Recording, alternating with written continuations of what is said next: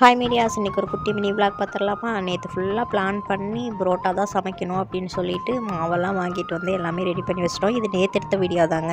So edit பண்ணுறதுக்கு time இல்லை. ஏன்னா நேற்று ஃபுல்லாக புரோட்டா செய்கிறதுலேயே ஒரு நாள் பொழுது போயிருச்சுன்னு சொல்லலாம். எப்படி தான் அந்த ஹோட்டலில் எல்லாம் புரோட்டா செய்கிறாங்கன்னு தெரியல. எப்பயுமே புரோட்டா சாப்பிட்ணுன்னு ஆசையாக இருந்துச்சுன்னா கடையில் வாங்கிட்டு வந்து சாப்பிட்டு இலையை தூக்கி போட்டு அடுத்த வேலையை பார்க்க ஆரம்பிச்சிருவோம். ஆனால் இந்த டைம் வந்து நம்ம வீட்டில் செஞ்சே தான் ஆகணும் அப்படின்னு சொல்லி பிளான் பண்ணோம்.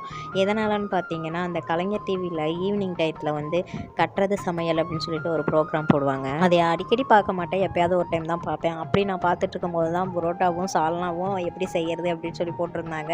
அதனால் வந்து நைட்டே நான் வந்து புரோட்டா மாவு வாங்கிட்டு வந்துட்டு நாளைக்கு நம்ம புரோட்டா தான் சமைக்கிறோம் அப்படின்னு சொல்லிட்டேன். அதே மாதிரி கார்த்தியும் புரோட்டா வாங்கிட்டு வந்துட்டாங்க. காலையிலே வந்து பார்த்திங்கன்னா அதை நல்லா போட்டு பிசைஞ்சு வச்சுட்டேங்க. அதையும் எண்ணெய் தான் பிசைய சொன்னாங்க. அது சப்பாத்தி மாவு மாதிரி தான் பிசைய போகிறோம் அப்படின்னு நினச்சி தான் நான் ஆரம்பித்தேன். ஆனால் அது ரொம்ப பெரிய தப்புன்னு நான் அப்போ தான் புரிஞ்சுக்கிட்டேன். செம்ம கோவத்தில் இருக்கும் போது அந்த புரோட்டா மாவு பிசைய சொன்னால் ஈஸியாக பிசைச்சிடலாம், நமக்கு கோவமும் போயிடும்.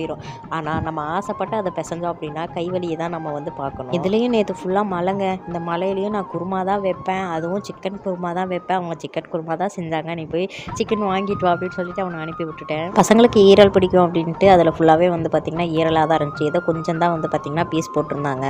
திடீர்னு ஒரு பிளான் பண்ணி, கார்த்தி உன் கையில் காலில் கூட விழுகிறேன், நீ புரோட்டா சுடு, நான் மாவு பிணைஞ்சு கொடுத்தல, நான் இதுக்கப்புறம் குருமா வைக்கிறேன், நீ வந்து புரோட்டா சுட்டு கொடுறா அப்படின்னு சொல்லவும் சரி ஓகே அப்படின்ட்டாங்க. அவன் சப்பாத்தி செய்கிற மாதிரி தானே நினச்சி வந்தான்.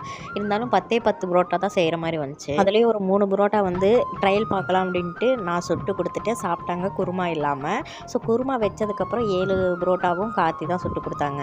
குருமா வைக்கிற வேலை ஈஸி தான் அப்படின்னு சொல்லிட்டு அதை நான் செய்ய ஆரம்பிச்சிட்டேன். அதுவும் குக்கரில் வச்சு 2 விசில் விட்டு ஆஃப் பண்ணிவிட்டு அதை ஓப்பன் பண்ணி ஈரலெல்லாம் பெருக்கி நானும் குழந்தைங்களும் சாப்பிட ஆரம்பிச்சிட்டோம். கார்த்திக்கு கை வலிக்க ஆரம்பிச்சிருச்சுங்க. அதுக்கப்புறம் நான் கேட்டேன், என்ன உன்னை ஹோட்டலுக்கு வேலைக்கு கூப்பிட்டா போவே அப்படின்னா, போவேனே அப்படின்னு சொல்லி சொன்னேன். போய் ஒரு 3 புரோட்டா சுடுவேன், அதுக்கப்புறம் எனக்கு வேலையே வேண்டாம் அப்படின்னு சொல்லி வந்துடுவேன் அப்படின்னு சொல்லி சொன்னேன். நாங்கள் செஞ்ச புரோட்டாவும் குருமாவும் சூப்பராக இருந்துச்சுங்க. ஆனால் எப்பயும் போல தான் அதிகமாக சாப்பிட முடியல. இதை சாப்பிட்டு முடிச்சதுக்கப்புறம் பசிக்கிற மாதிரி இருந்துச்சு, பட் வந்து சாப்பிட முடியல. ஏற்கனவே சுட்ட அந்த 7 புரோட்டாலேயும் ஒரு புரோட்டா வந்து மிச்சமாயிருக்கு. நாங்கள் தான் ஆல்ரெடி ஈரல் கறி அதெல்லாம் எடுத்து சாப்பிட்டோம்ல, அதனால எங்களுக்கு கொஞ்சம் மந்தன் இருந்துச்சு. அதனால நாங்கள் இப்போ சாப்பிட வேண்டாம் அப்படின்னா. ஆனால் கார்த்திக் வந்து பஸ் எடுத்துருச்சு போல்.